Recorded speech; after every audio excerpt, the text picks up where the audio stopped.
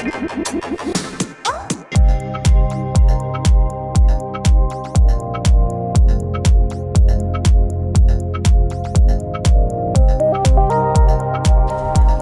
to Courageous Dialogues, podcast where I try and get to the heart of the matter with people in your community.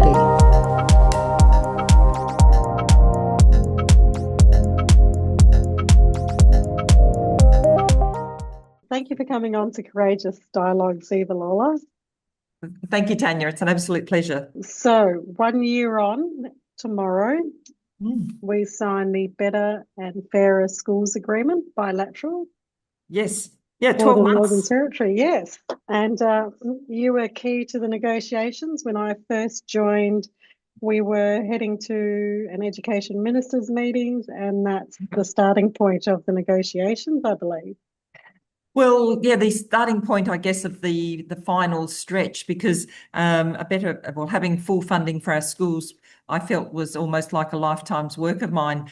Prior to becoming the Education Minister in the Northern Territory, I'd been the Deputy Chief Executive in Education and in the schools area. And so that'd been something that I'd been passionate about, and around full funding and making sure we had substantial funding from the federal government. But my first tenure as Education Minister was during the Gonski era, so we missed out then, and I was fortunate then to be made Education Minister, have a second chance at it. So I was determined to make sure that we got the full and fair funding, and I must say absolutely grateful to Minister Jason Clare, probably I think the best Education Minister and probably in a hell of a long time in Australia, Federal Education Minister, but I'm very, very grateful for the work that he did to make sure all our schools across Australia actually got that full and fair funding. You've just touched on sort of your work history, your school you were in schools as a principal and a teacher. Yeah. And then you went to the Department of Education. You led that for a bit, and then the department, you became the Education Minister. Yes. Before you became the Chief Minister. I sort of feel like I've done everything in education. I was about 15 years in as a teacher. My children were young, and I was able to have the school holidays and do all of those really good things. But I love being a teacher, so I started as a classroom teacher, then went into being the administrative side, so a principal. I went into curriculum development, and around I must have been around 2000. In those days, states and territories wrote their own curriculum, and I got a master's in curriculum, in education curriculum, and so I was part of the team, a small team, only about 5 of us, that wrote the NT curriculum framework, which I still think is one of the best curriculums that was ever written. It was an amazing document, or many documents, and so I did curriculum for a while and professional development of teachers, and then found my way working in the executive side of education. So I was the executive director in Alice Springs in Central Australia, so responsible for education in Alice Springs, the greater Alice Springs areas, as well as the Barkly, and then the deputy CE. So, and as I said, fortunately then to also have the opportunity to be Education Minister. But through all of those roles, my passion has remained the same, and which was always about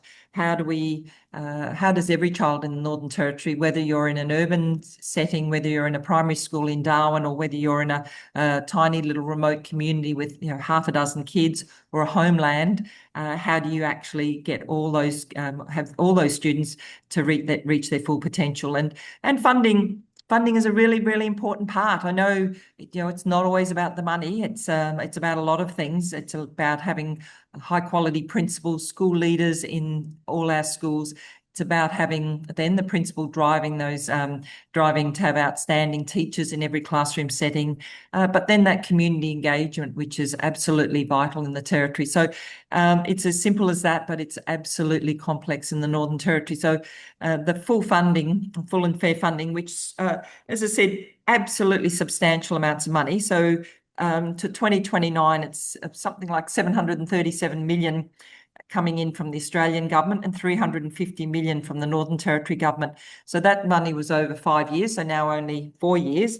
And there was a 10-year national heads of agreement that was signed, and then the 5-year NT bilateral agreement. So a lot of money to fully fund our schools. And the flip side of that was the negotiations around then the outcomes. And there was a lot of work around that, a strong focus on identifying needs for additional support in so year 1 phonics and those early years numeracy. And I started my teaching in early childhood, so understood absolutely how important it was to identify early. I always say if a child's not reading by year 3, you have some absolute concerns around that.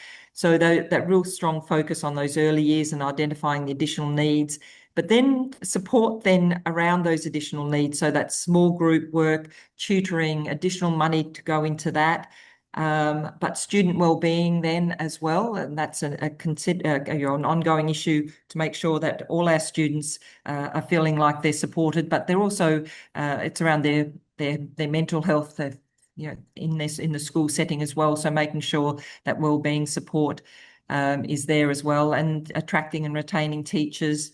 Making sure we have quality professional development and quality curriculum resources. So they were about I think the 6 or 7 things that were agreed upon in the bilateral agreement. So yes, we'll get the money. We're getting the money. The money's flowing through. But these are the things that the department needed to focus on.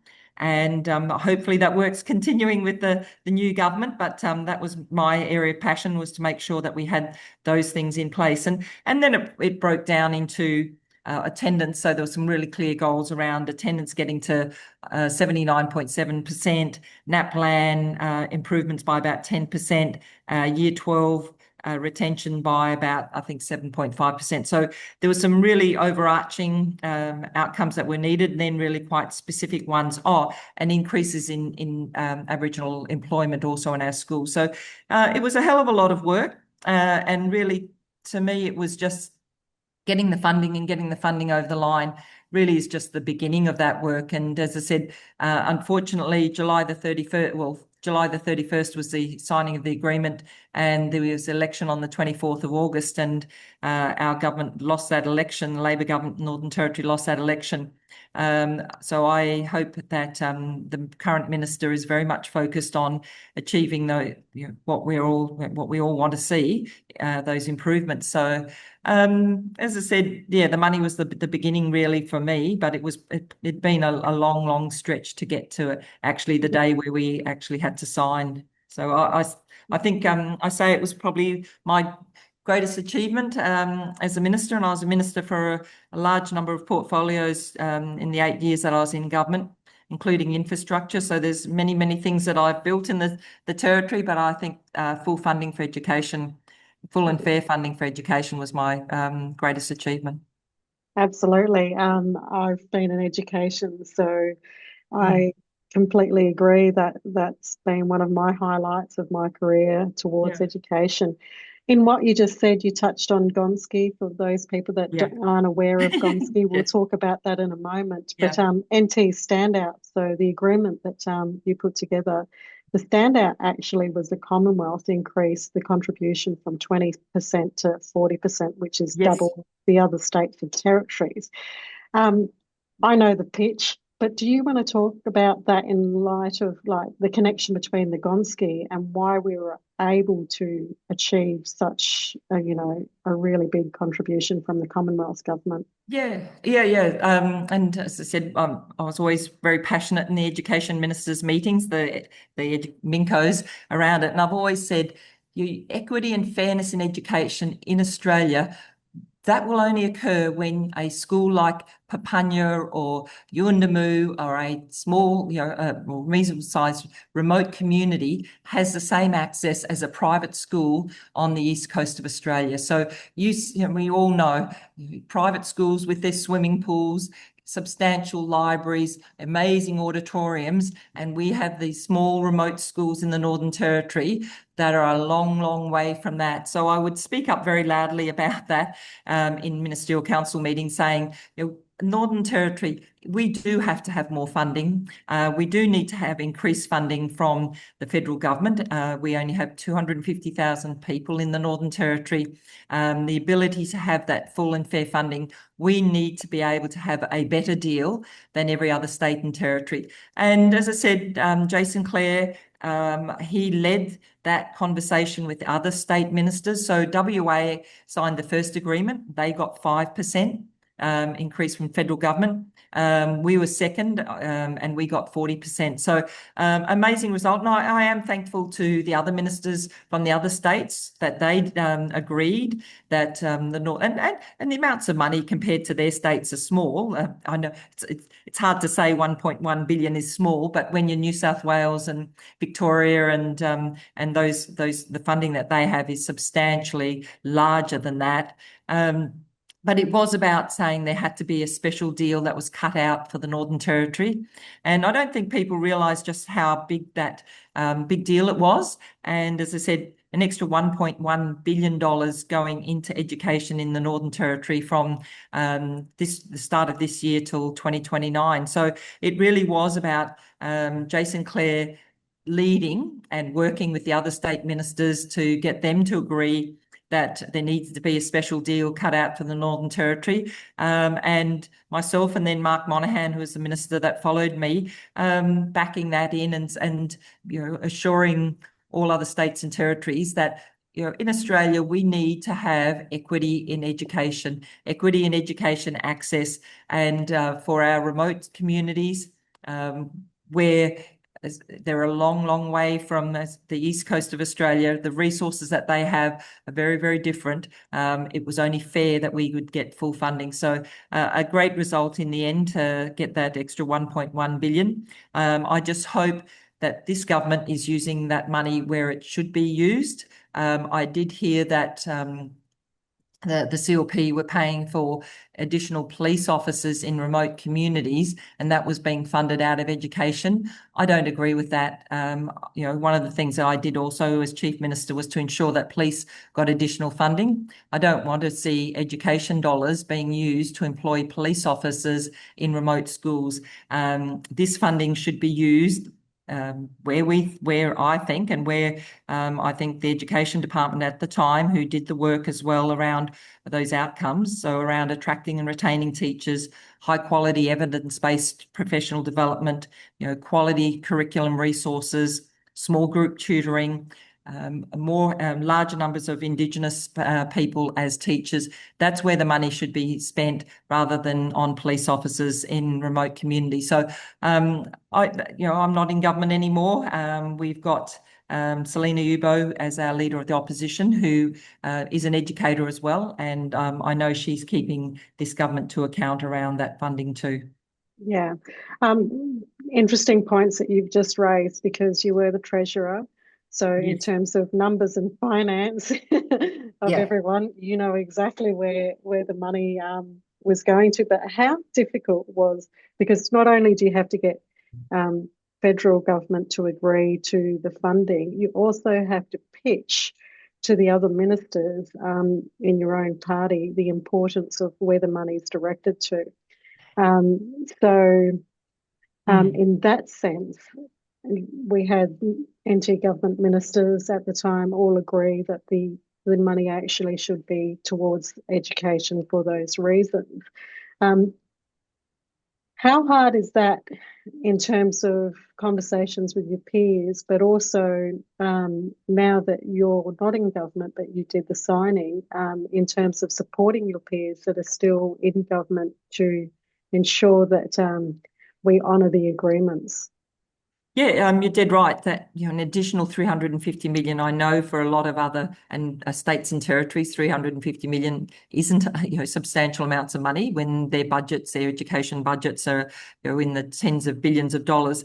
But it was almost it was the perfect storm. I was the education minister as well as the treasurer, so as you said, had a very clear understanding of the budget position of the Northern Territory, and it's never in a good position. But I think any investment in education is an investment in the future of the Northern Territory. It's about making, and this was one of the things that one of the key platforms for me, was using money in education to make sure that our students were work ready, that they had the skills to get a job and to start careers. And that's what, particularly in our remote communities, we need to see. We need to see more students at school achieving literacy and numeracy outcomes and having a clear pathway to employment. And I believe employment then is vitally important in the Northern Territory, particularly for our remote Indigenous communities, to have those opportunities for economic development in their communities as well. So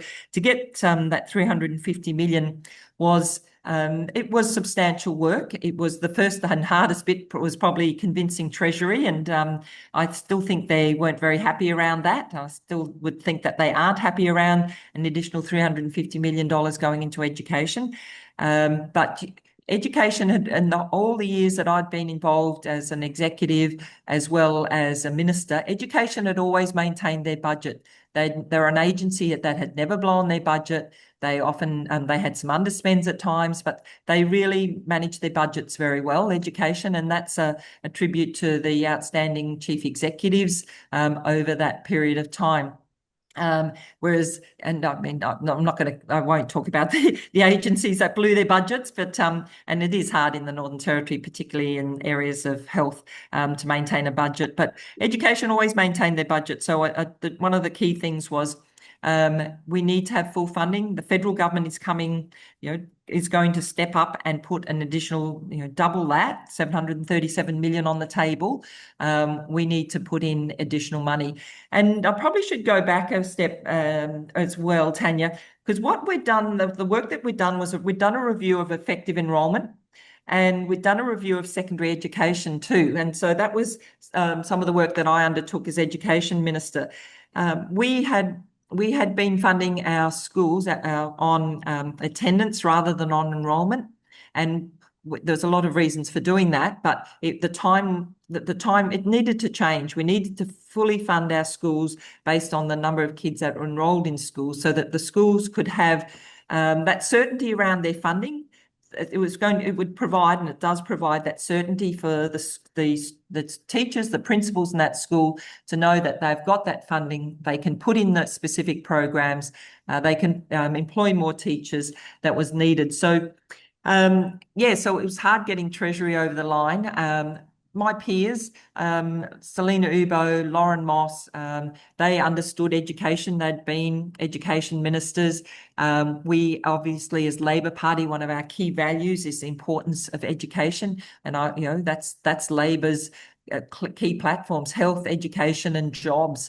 That's what the Labor government is all about. So it was easier, I think, probably easier for me to convince my peers around the importance of that budget. The budget, we had our budget's always May in the Northern Territory, but lining up the additional funding for the budget in May going forward up until 2029 to make sure we had more money. So I think my peers were probably easier, Tanya. Treasury were probably the more difficult ones. And that's why it's really important that this government makes sure that this money actually does what it's set out to do, that it isn't wasted, or maybe not the word wasted, but it has to hit the mark. This is probably a last roll of the dice almost around education. We've got money there. The Department of Education, the executives in education really need to drive their directors that manage our schools, the principals in our schools, to make sure that they can deliver on this funding, because this is taxpayers' money. We all understand that. But the importance of that is about making sure that we do improve those outcomes for kids. And as I said, the review of effective enrolment provided clear directions around recommendations of what our government needed to do. As Minister, we achieved that. We've got the funding, and now the work is the ball's in the court, literally, of the principals, the education system to deliver. And it's not just that. Parents need to be a part of that, and there needs to be really strong community engagement in the Northern Territory if you are to succeed in education in any school in the Territory. Yes, and one of the results too from the signing of the bilateral at the same time was the enterprise agreement which was important to the Northern Territory, because in the Northern Yes. Territory, for those that aren't aware, we start off a school year always with the need for teachers in schools. Yeah, really good point. Absolutely. There was an enterprise bargaining agreement undertaken, or that process was, and they all came together at the same time. And, a shortage of teachers in the Northern Territory, and I was saying this 8 or 9 years ago, that really was going to be, I could see it coming, going to impact other states and territories as well. There is still a turning away from some of those professions like nursing, teaching, police almost, from people, young people. There's a lot of other opportunities and probably probably more exciting or seen as more exciting roles. Well, not to us who have been in education all our lives. We find education, an engaging, exciting, a great place to be, a great place to work. But the EBA provided that our teachers were the highest paid in Australia.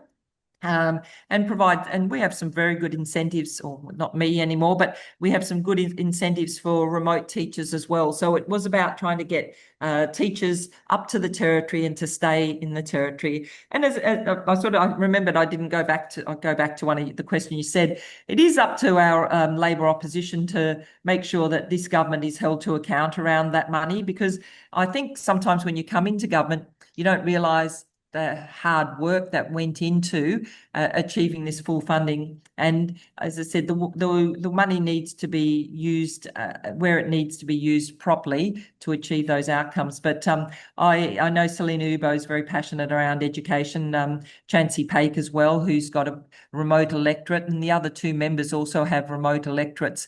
So I'm sure they'll be making sure that the schools in their electorates are achieving what they need to.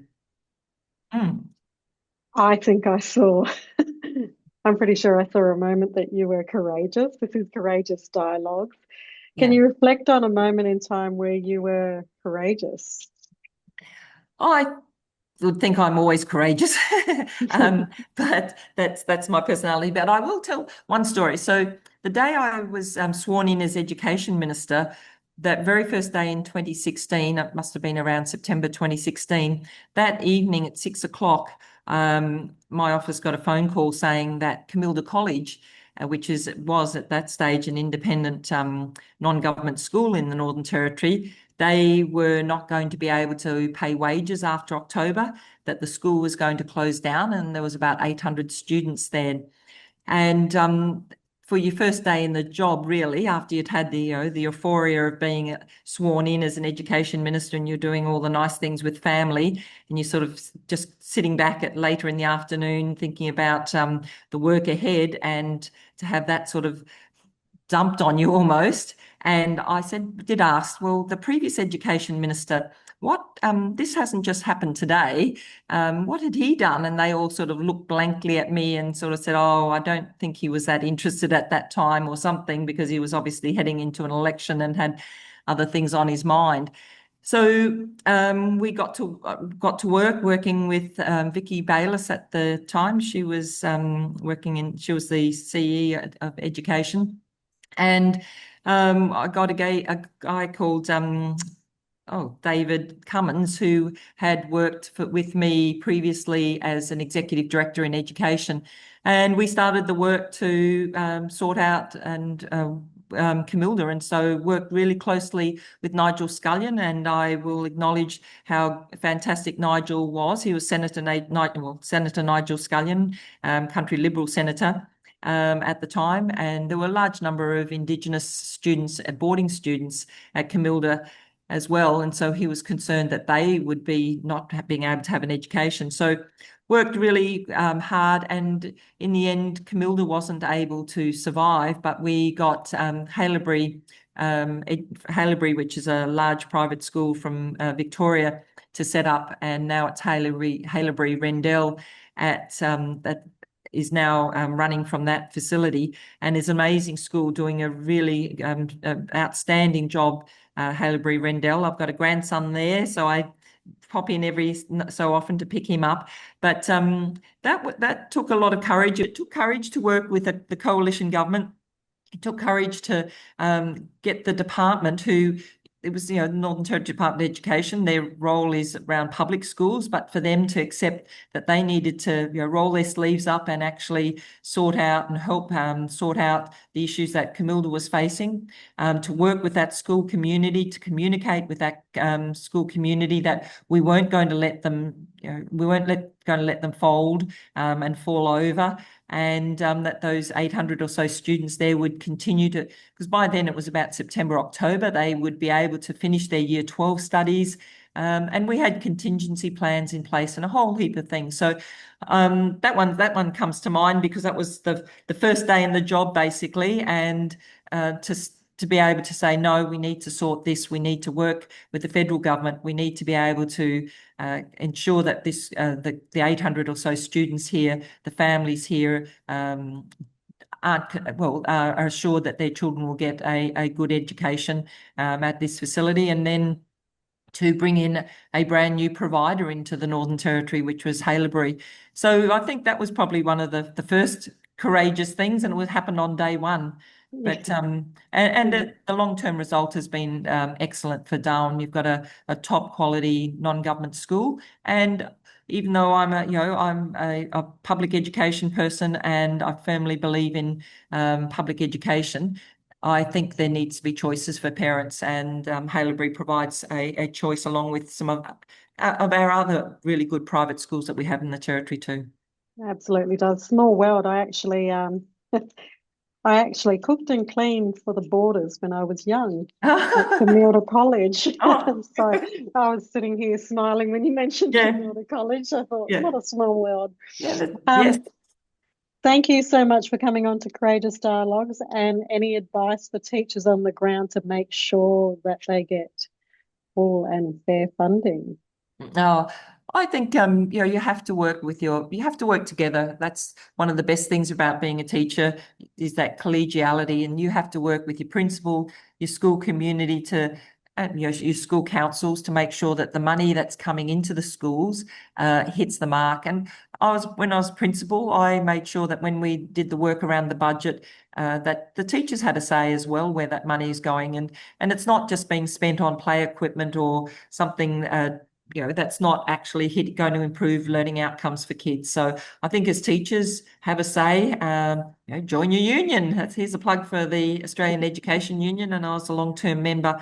But we do need to make sure that you work together and support each other. We know at times it can be a tough job, but the good days far outweigh the tough days in education, I've always said. So enjoy your profession, but also be honest with yourself. Look for where you have weaknesses and access professional learning in those areas. And I mean, a lot of that can be done online now, but I was always wanting to be the best teacher I could possibly be, and so work to make sure that any area that I needed PD in, that I actually accessed PD. And no point getting to the end of the year and saying I've not done any PD, or the school hasn't, or the principal hasn't, or blame anybody else. I always made sure that I knew where my gaps were, and that I looked after and made sure I improved my own teaching. So take responsibility and do that, I'd say, to teachers too. Great advice. Thank you for coming on to Courageous Dialogues. Thanks, Tanya, and all the very best to you. Yeah.